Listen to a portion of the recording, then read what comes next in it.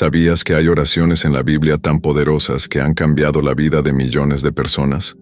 Hoy te voy a revelar 5 oraciones bíblicas que pueden traer paz, milagros y transformación a tu vida si las haces con fe. Quédate hasta el final porque la última es la más impactante. La Biblia está llena de oraciones que han movido montañas, han sanado enfermos y han traído esperanza a los corazones. Cada una de estas oraciones tiene un propósito especial y hoy descubrirás cómo puedes aplicarlas en tu vida cotidiana. 1. Oración de Jabes. 1 Crónicas 4:10. Pide bendición y protección divina.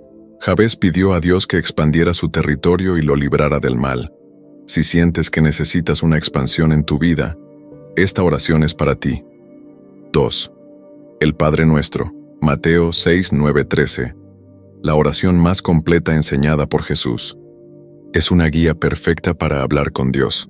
Si no sabes cómo orar, esta es la mejor forma de empezar. 3. Oración de David por el perdón. Salmo 51:10-12. Para limpiar el corazón y empezar de nuevo. Si alguna vez has sentido culpa o que necesitas un nuevo comienzo, esta oración te ayudará a restaurar tu relación con Dios. 4. Oración de Ana. 1 Samuel 1:10-11. Para pedir un milagro en tiempos difíciles. Ana clamó a Dios con el corazón abierto y recibió su milagro. Si tienes una petición urgente, ora con la misma fe. 5. Oración de Jesús en Getsemaní. Mateo 26:39. Para aceptar la voluntad de Dios. Jesús nos enseñó que, aunque tengamos miedo o dudas, debemos confiar en Dios. Esta oración es para esos momentos en que necesitas fuerza y dirección. Ahora entendamos cada una de las oraciones. 1. Oración de Jabes. Crónicas 4:10. Pide bendición y protección divina. La oración de Jabes es una de las más poderosas y misteriosas de la Biblia. Aparece en un breve versículo de Crónicas 10, pero su significado ha impactado a generaciones de creyentes. Texto bíblico. E invocó Jabes al Dios de Israel diciendo: «Oh, si me dieras bendición y ensancharas mi territorio, y si tu mano estuviera conmigo, y me libraras del mal para que no me dañe». Y le otorgó Dios lo que pidió.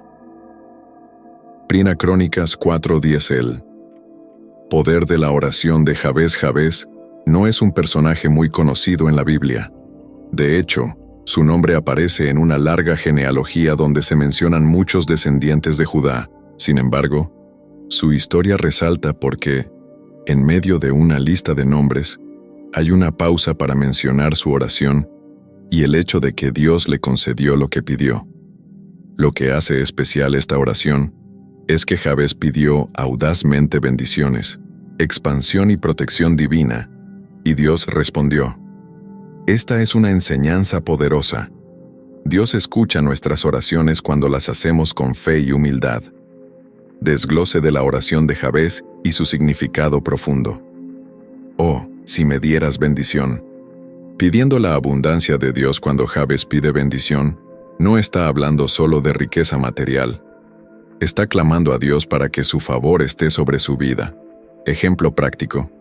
Si sientes que tu vida está estancada, si quieres avanzar en tu carrera, mejorar tus relaciones o encontrar propósito, esta parte de la oración es clave. ¿Cómo aplicarlo? Ora a Dios y dile: Señor, bendíceme con tu favor, que tu gracia me rodee en todo lo que haga. Y ensancharas mi territorio. Crecimiento y nuevas oportunidades. Esta petición simboliza el deseo de expansión, tanto física como espiritual. No se trata solo de tierras o posesiones, sino de crecer en influencia, propósito y capacidad de servir a Dios. Ejemplo en la vida actual. Puede significar recibir oportunidades en el trabajo, expandir un negocio, fortalecer un ministerio o mejorar relaciones. ¿Cómo aplicarlo? Si sientes que estás limitado en tu vida, repite esta parte de la oración y declara: Señor, amplía mis horizontes, abre puertas que nadie puede cerrar y llévame a nuevos niveles de bendición y propósito. 3. Si tu mano estuviera conmigo, la presencia de Dios en todo momento aquí, Jabez reconoce que no puede lograr nada sin la ayuda de Dios. No solo quiere bendición y crecimiento, sino que anhela que la presencia de Dios lo guíe en cada paso. Ejemplo en la Biblia. Moisés también entendió esto cuando dijo: «Si tu presencia no ha de ir conmigo, no nos saques de aquí». Éxodo 33:15. ¿Cómo aplicarlo? Si enfrentas decisiones difíciles o incertidumbre, pídele a Dios que su mano esté contigo. Señor, acompáñame en cada paso. No quiero hacer nada sin tu dirección. Guíame con tu sabiduría. Y me librarás del mal. Protección contra las adversidades. Jabez pide ser librado del mal porque entiende que el enemigo siempre busca destruir lo que Dios bendice. Él no solo quiere prosperar, sino estar protegido. Ejemplo actual. Esta parte de la oración es clave si estás enfrentando ataques espirituales, tentaciones, envidia o cualquier situación difícil. ¿Cómo aplicarlo? Ora con autoridad y di: Señor, protégeme de todo mal. Que ninguna arma forjada contra mí prospere. Rodéame con tu escudo de amor y justicia. 5. Para que no me dañe. Orar por un futuro lleno de paz. Jabez no solo pide ser librado del mal, sino que ese mal no lo afecte emocionalmente, físicamente ni espiritualmente. Ejemplo en la vida diaria. Si tienes miedo al fracaso, al rechazo o a la adversidad, esta parte de la oración te ayudará a descansar en la paz de Dios. Es perfecta para aquellos que han pasado por traumas o situaciones difíciles y necesitan sanidad interior. ¿Cómo aplicarlo? Señor, dame paz en cada situación. Que ningún problema me robe la alegría ni me aparte de tu propósito. La clave de esta oración, la fe y la persistencia. El detalle más impactante de este versículo es que dice: «Y le otorgó Dios lo que pidió». Esto significa que Dios respondió a Jabez porque pidió con fe y humildad, reconoció su necesidad de Dios. No tuvo miedo de pedir en grande. Reflexión final. ¿Estás listo para hacer esta oración con fe? Dios quiere bendecirte y expandir tu vida, pero Él espera que se lo pidas. No importa cuál sea tu situación, confía en que Dios puede responderte como lo hizo con Jabez. Toma acción ahora. Repite esta oración en voz alta cada día. El Padre Nuestro, Mateo 6:9-13, la oración más completa enseñada por Jesús.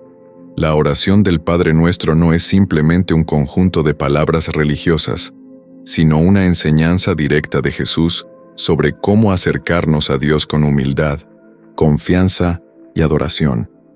Es una guía perfecta para dirigirnos a Dios con el corazón correcto, enfocándonos en su voluntad y no solo en nuestras necesidades personales. Si alguna vez tienes sentido que no sabes cómo orar, que tus palabras son insuficientes o que te falta inspiración para hablar con Dios, el Padre Nuestro es la respuesta. En apenas unos versículos, Jesús nos entrega un modelo que abarca todos los aspectos esenciales de la oración: reconocimiento de Dios, adoración, dependencia, perdón y protección. Veamos esta oración en detalle y por qué es la más completa de todas. 1. Padre nuestro que estás en los cielos. Nos recuerda nuestra relación con Dios aquí. Jesús nos enseña que Dios no es un ser distante, sino nuestro Padre amoroso. No dice Padre mío, sino Padre nuestro, enfatizando que somos una familia en la fe. Esta simple frase nos invita a acercarnos a Dios con confianza, como hijos que saben que su Padre los ama, cuida y protege. Ejemplo. Imagina un niño que se acerca a su padre con confianza porque sabe que lo ama. De la misma forma, Dios quiere que le hablemos sin miedo ni dudas. 2. Santificado sea tu nombre. Nos enseña a dar gloria a Dios antes de pedir cualquier cosa. Jesús nos enseña a reconocer la santidad de Dios. Santificar significa apartar algo como sagrado, y al decir esto, estamos proclamando que Dios es supremo, digno de toda adoración y respeto. Ejemplo. Es como cuando reconocemos a alguien con un gran título como Su Majestad o Señor Presidente. Pero aquí no hablamos de un líder humano, sino del Creador del universo. 3. Venga tu reino. Nos invita a desear la voluntad de Dios en la tierra. El reino de Dios no es solo un lugar en el cielo, sino su gobierno y justicia en nuestras vidas. Al pedir que venga su reino, expresamos nuestro deseo de que su amor y verdad transformen el mundo. Ejemplo, es como decirle a Dios: gobierna mi vida, mis decisiones y mis pensamientos para que reflejen tu justicia. 4. Hágase tu voluntad, así en la tierra como en el cielo. Nos enseña a confiar en el plan de Dios. Veces oramos con una lista de deseos, pero Jesús nos recuerda que lo más importante es que se haga la voluntad de Dios. Su plan, siempre, es mejor que el nuestro, aunque no siempre lo entendamos. Ejemplo, como un paciente que confía en su médico, aunque no entienda el tratamiento, confiamos en que Dios sabe lo que es mejor para nosotros. 5. El pan nuestro de cada día, dánoslo hoy. Nos enseña a confiar en Dios para nuestras necesidades diarias. Dios quiere que confiemos en Él no solo para lo espiritual, sino también para lo material. Al pedirle el pan de cada día, reconocemos que dependemos de Él para lo más básico: comida, trabajo, salud, protección. Ejemplo, como un niño que confía en que sus padres le darán de comer, así debemos confiar en que Dios proveerá. 6. Perdónanos nuestras deudas como también nosotros perdonamos a nuestros deudores. Nos recuerda la importancia del perdón. Jesús nos muestra que recibir el perdón de Dios está ligado a nuestra capacidad de perdonar a los demás. No podemos pedir misericordia si no estamos dispuestos a darla.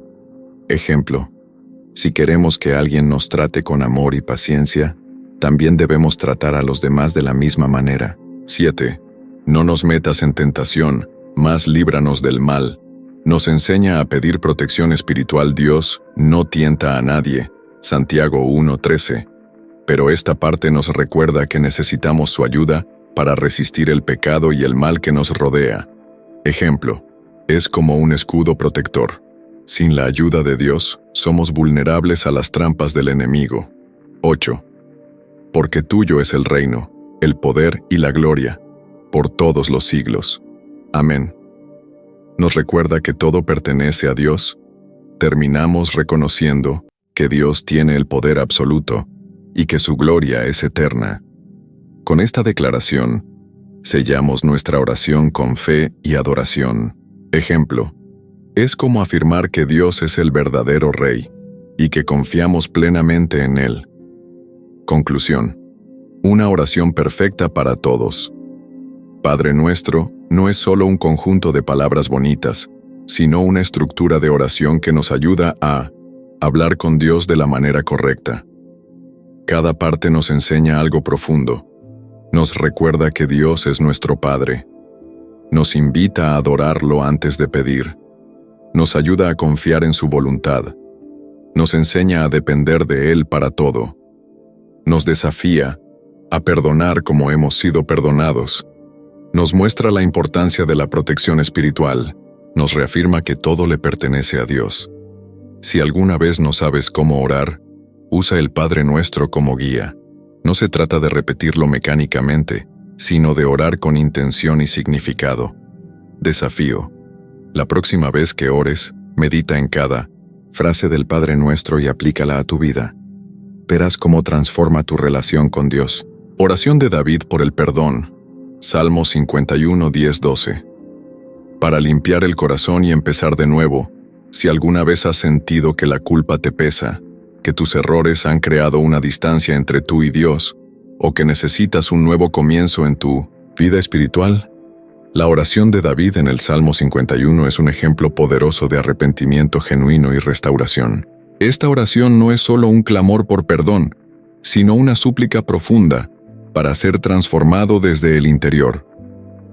El Salmo 51 fue escrito por David después de cometer uno de los pecados más graves de su vida, su adulterio con Betsabé y el asesinato de su esposo, Urías. Cuando el profeta Natán lo confrontó con su pecado, David no se justificó ni trató de ocultarlo. En lugar de eso, se humilló ante Dios y escribió este salmo como una confesión sincera y un pedido desesperado de purificación. Vamos a desglosar estos versículos clave y ver cómo aplicarlos a nuestra vida cuando necesitamos limpiar nuestro corazón y empezar de nuevo. Crea en mí, oh Dios, un corazón limpio y renueva un espíritu recto dentro de mí. Salmo 51:10. Aquí David no solo pide perdón por su pecado, sino que reconoce que su corazón necesita ser cambiado.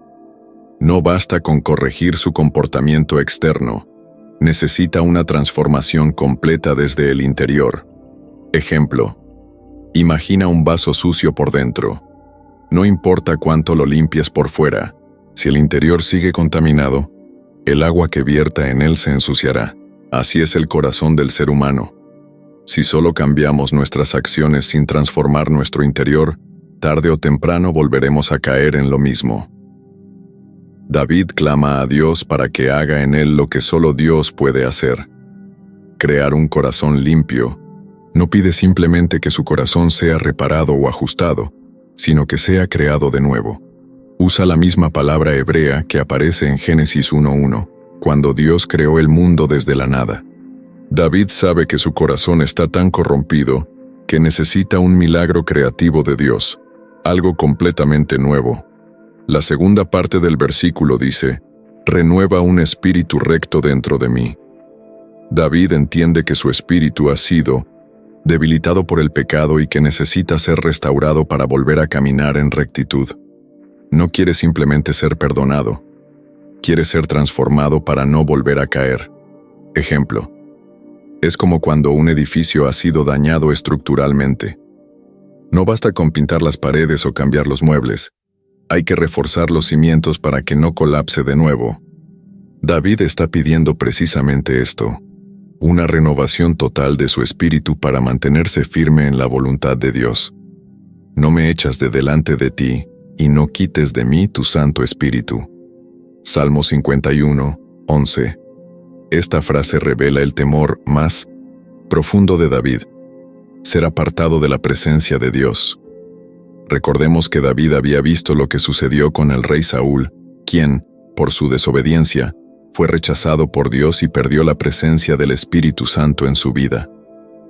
David no quiere que le suceda lo mismo. Ejemplo: es como una lámpara que depende de la electricidad para dar luz. Sin la corriente de energía, no puede iluminarse. De la misma forma, sin la presencia del Espíritu Santo, el alma del creyente queda en oscuridad. El pecado crea una barrera entre Dios y nosotros. David siente esta separación y sabe que sin la presencia de Dios, su vida perdería todo sentido. No le preocupa solo perder su trono o su reputación, sino que su mayor angustia es alejarse de Dios. Ejemplo: imagina que tienes una relación cercana con alguien que ama profundamente, pero por un error grave que cometiste, esa relación se fractura. Aunque la otra persona no te odie, sientes que la conexión ya no es la misma. David siente esa distancia con Dios y suplica que no lo abandone. La segunda parte del versículo, y no quites de mí tu Santo Espíritu, nos muestra cuán consciente era David de la importancia del Espíritu Santo en su vida. Aunque en el Antiguo Testamento el Espíritu Santo no moraba permanentemente en los creyentes como ocurre en el Nuevo Testamento, David había experimentado la unción y el poder de Dios en su vida y temía perderlo. Ejemplo: es como un atleta que ha entrenado toda su vida con la mejor condición física y de repente pierde su habilidad de correr. Sabe lo que está en la cima y no quiere perder esa fuerza que una vez tuvo. David entendió que sin el Espíritu de Dios no tenía dirección, fuerza ni propósito. Esta oración nos enseña que no solo debemos pedir perdón, sino también clamar por la presencia continua del Espíritu Santo en nuestras vidas. Vuélveme el gozo de tu salvación, y espíritu noble me sustente. Salmo 51:12. El pecado no solo nos aleja de Dios, sino que también nos roba el gozo de nuestra relación con Él. David había experimentado la alegría de caminar con Dios, pero su pecado lo dejó vacío y culpable. Ahora pide que Dios le devuelva ese gozo que había perdido. Ejemplo, es como un niño que juega feliz bajo el sol, pero de repente se esconde en la sombra porque se siente avergonzado por algo que hizo mal. Aunque el sol sigue brillando, el niño ya no lo siente de la misma manera. Así sucede con nosotros cuando pecamos. Dios sigue ahí, pero nuestra culpa nos impide disfrutar de su presencia. La última parte del versículo dice, «Y espíritu noble me sustente». Aquí David está pidiendo estabilidad espiritual. No quiere que su relación con Dios sea como una montaña rusa emocional, sino que desea tener un espíritu firme, fuerte y sostenido por Dios. Ejemplo, es como una persona que ha caído en un hoyo y pide no solo ser sacada de él, sino que le den una base firme donde pisar para no volver a caer. David no solo quiere ser restaurado, sino que anhela vivir con rectitud de ahora en adelante. Esta oración nos enseña que el verdadero arrepentimiento no se trata solo de sentirse mal por el pecado, sino de buscar una transformación real que nos mantenga firmes en Dios. Conclusión. Un modelo de oración para todos los creyentes, el Padre. Salmo 51, 10, 12. Nos deja una enseñanza fundamental sobre cómo acercarnos a Dios cuando hemos fallado. No importa qué tan grande sea nuestro pecado, Dios es capaz de limpiarnos, renovarnos y restaurarnos, si nos acercamos a Él con un corazón sincero. Esta oración nos muestra 3 aspectos clave del verdadero arrepentimiento. Reconocer nuestra necesidad de ser transformados. No basta con pedir perdón. Necesitamos un cambio profundo en nuestro corazón. Anhelar la presencia de Dios por encima de todo. Más que cualquier material de bendición, nuestra prioridad debe ser estar cerca de Dios. Pedir la restauración del gozo y la fortaleza espiritual. No solo queremos ser perdonados, sino vivir con estabilidad en nuestra fe. Si alguna vez tienes sentido culpa o que necesita un nuevo comienzo, toma este pasaje y hazlo tuyo. No es solo la oración de David, es la oración de cualquier persona que desee reconciliarse con Dios y ser transformada. Oración de Ana. 1 Samuel 1, 10, 11. Para pedir un milagro en tiempos difíciles. La historia de Ana es una de las más conmovedoras en la Biblia. Nos muestra el poder de la oración ferviente, la fe inquebrantable y la respuesta de Dios a un corazón sincero. Ana era una mujer que llevaba una gran carga en su alma, pero en lugar de rendirse ante la desesperación, decidió derramar su corazón ante Dios. Su historia es un ejemplo poderoso para todos aquellos que necesitan un milagro en tiempos difíciles. Si alguna vez tienes sentido que las circunstancias están en tu contra, que tus oraciones no son escuchadas o que ya no tienes fuerzas para seguir adelante, la oración de Ana te mostrará que Dios escucha a quienes le buscan con todo su ser. Veamos en profundidad su clamor y cómo podemos aplicar su ejemplo en nuestra vida. Ella, con amargura de alma, oró a Jehová y lloró abundantemente. 1 Samuel 1:10. Aquí se nos muestra el estado emocional de Ana. No era una oración superficial ni repetida por costumbre. Era una oración que brotaba desde lo más profundo de su ser. Ana estaba pasando por un momento de gran angustia porque no podía tener hijos, y en aquella época, la esterilidad era vista como una vergüenza, como un signo de deshonra. Ejemplo, imagina una persona que ha intentado durante años alcanzar un sueño sin éxito, viendo a otros lograr lo que tanto anhela. Esa era la situación de Ana. Su esposo Elcana tenía otra esposa, Penina, quien sí tenía hijos y constantemente la humillaba por su incapacidad de concebir. El dolor de Ana no era solo físico, sino también emocional y espiritual. Se sentía incompleta, rechazada y frustrada. Pero en lugar de volverse amargada o enojarse con Dios, tomó la decisión más sabia: orar con todo su ser.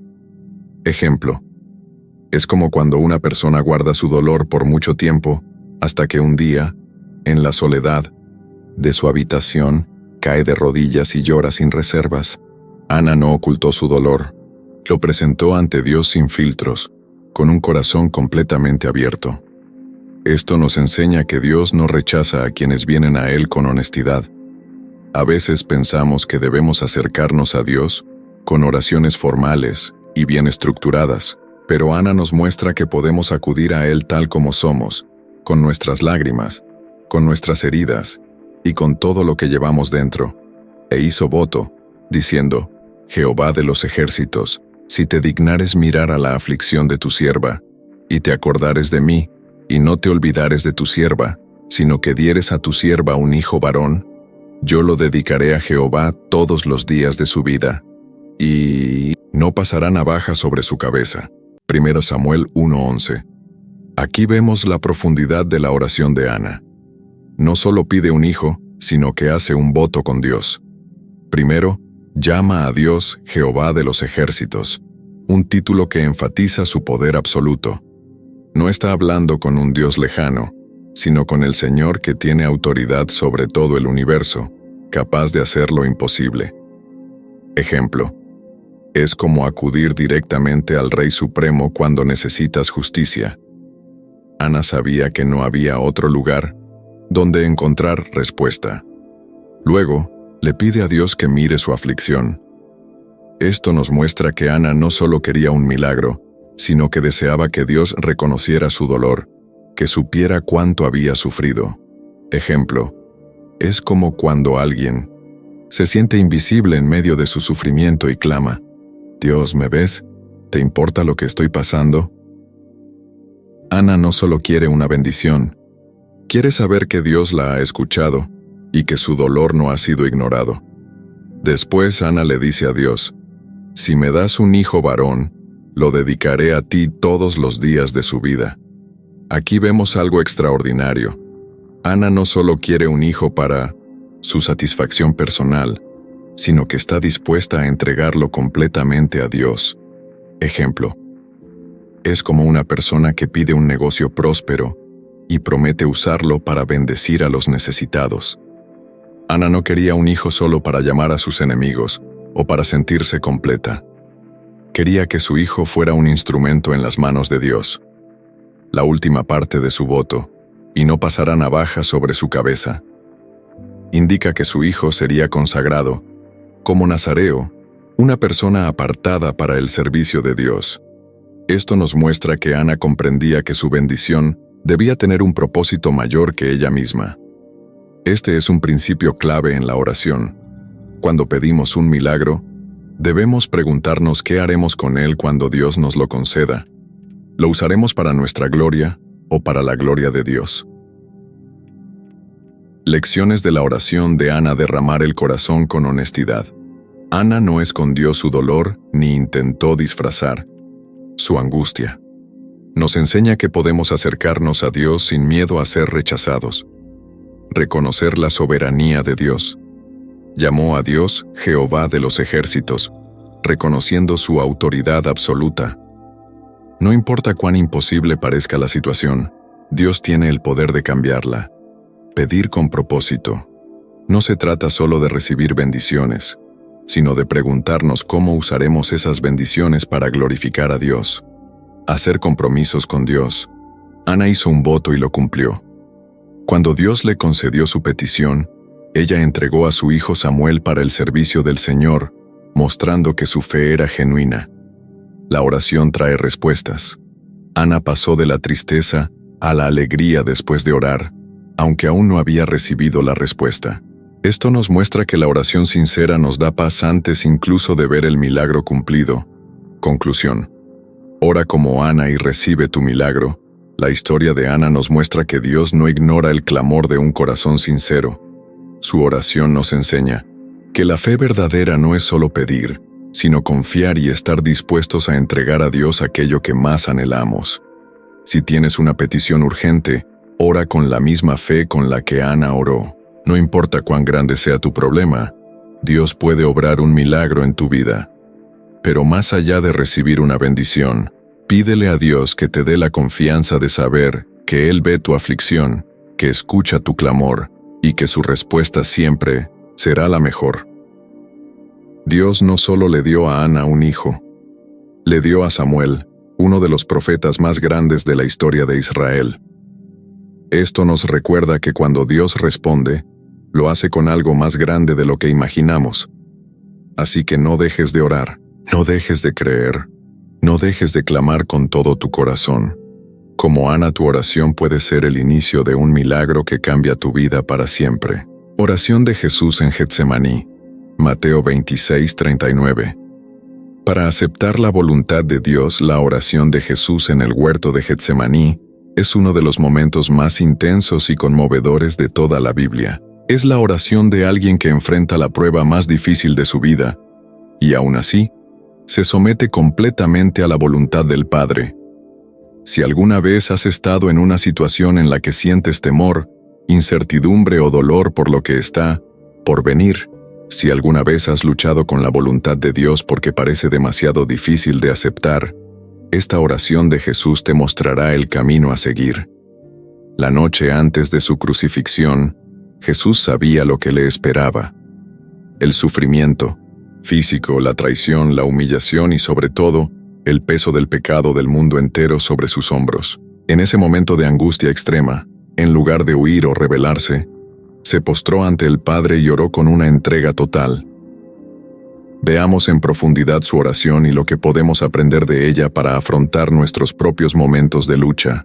Yendo un poco adelante, se postró sobre su rostro, orando y diciendo: Padre mío, si es posible, pase de mí esta copa, pero no sea como yo quiero, sino como tú.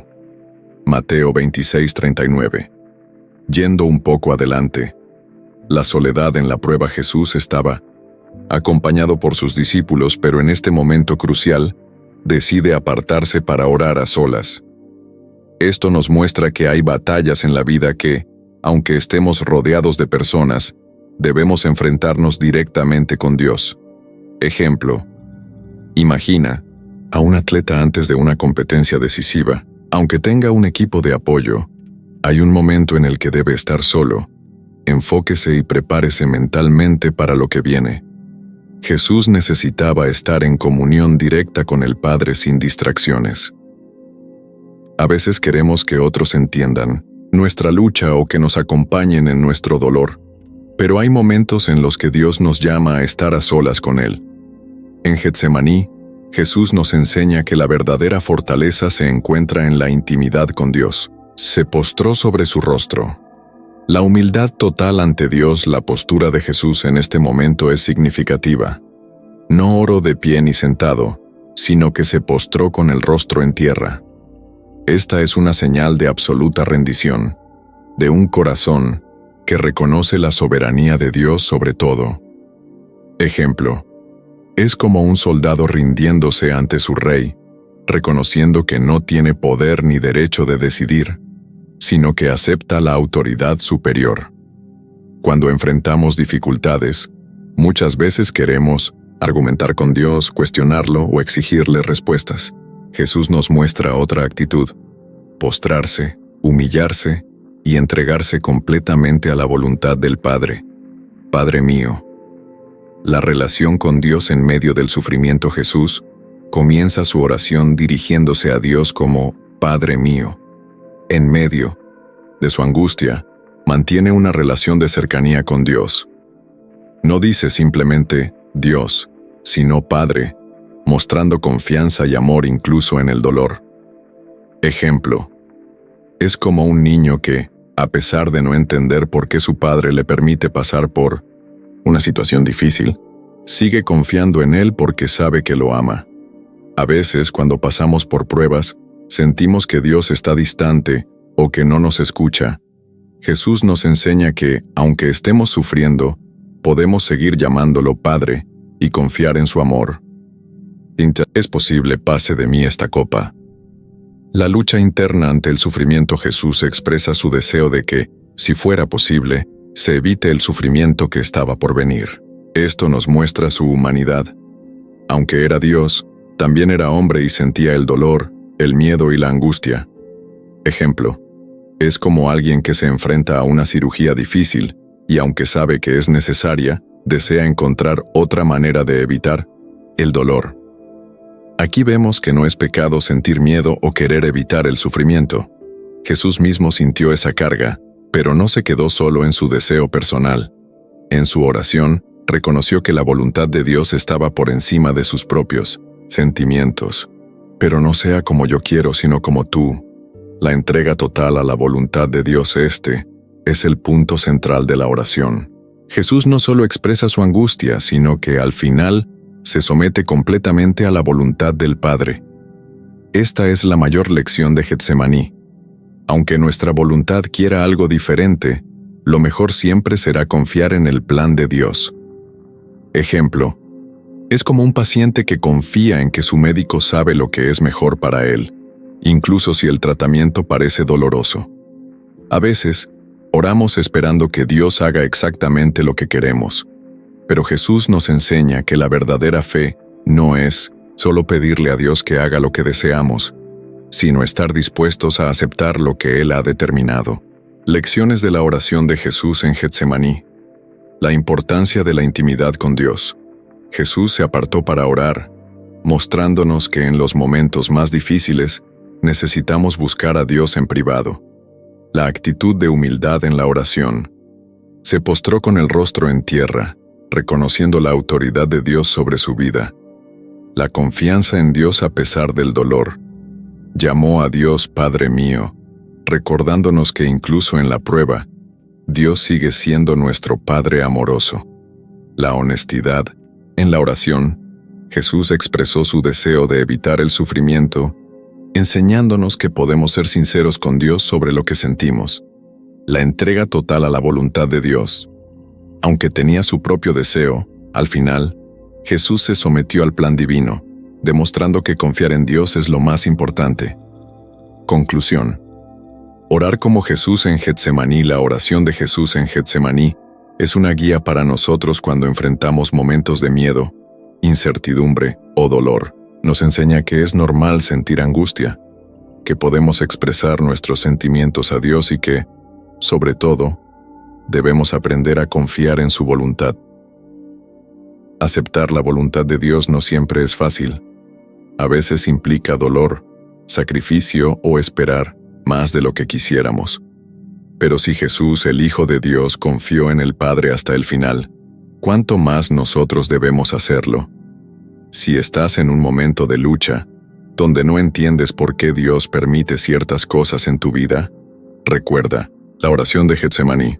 No temas decirle a Dios lo que sientes, pero al final, entrégate a su voluntad con la confianza de que su plan es perfecto. Jesús oró en angustia, pero después de Getsemaní vino la resurrección. La obediencia a la voluntad de Dios siempre trae fruto, aunque en el momento no lo veamos. Ora como Jesús y recibe la paz que viene cuando confiamos completamente en nuestro Padre Celestial. Cada una de estas oraciones nos enseña algo profundo sobre nuestra relación con Dios. El poder del perdón, la fe en los momentos difíciles y la rendición a su voluntad. Ahora quiero saber de ti. ¿Cuál de estas oraciones sientes que más necesitas en tu vida en este momento? Déjalo en los comentarios y unámonos en oración. Si este video te ha sido útil, no olvides dejar tu me gusta y suscribirte para más contenido sobre la Biblia y el poder de la oración. Comparte este mensaje con alguien que lo necesite y nos vemos en el próximo video. Que Dios te bendiga.